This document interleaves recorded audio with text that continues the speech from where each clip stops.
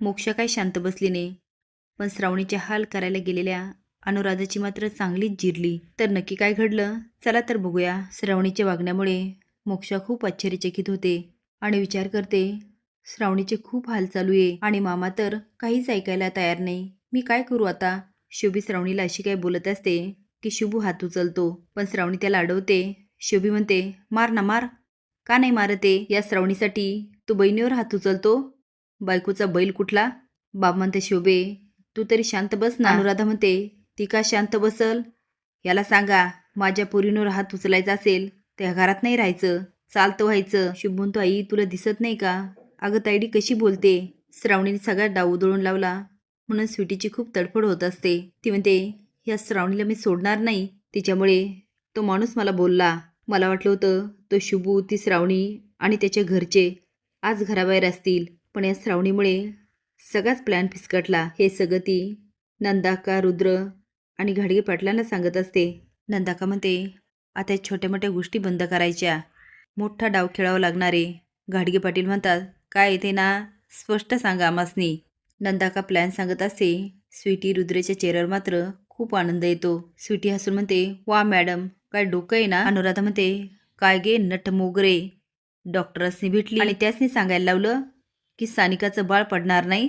श्रावणी म्हणते, नाही हो, मी असं का करेल? शुभी म्हणते, का नाही करणार? कारण तुला आमच्या शुभूशी लग्न करायचं होतं. आणि आई बघितलं का, एवढं करून सवरून कशी मोठेपणा दाखवत होती, जसं काय हिला आपल्या सगळ्यांची लय काळजी. अनुराधा म्हणते, थोड्या वेळासाठी मला बी सगळं खरं वाटलं. काय पोरगी आहे, आपल्या अंगावर येणाऱ्या चपला ही स्वतःच्या अंगावर घेते, पण हिच्या मनामध्ये एवढं पाप असल असं वाटलं नव्हतं.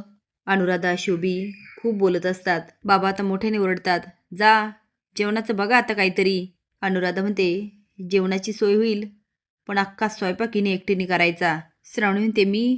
शिवी म्हणते, वय तूच, लग्न करायची लय हौस होती ना, आता बस काम करत आणि हा जेवण चांगलं आणि वेळेत करा म्हणजे झालं. बाई माझं तर डोकंच दुखायला लागलं, मी आता पडते. श्रावणीसोबत एवढा अन्याय म्हणून बाबांना खूप वाईट वाटत असतं. जेवण बनवण्यासाठी श्रावणी इकडे तिकडे बघायला लागते.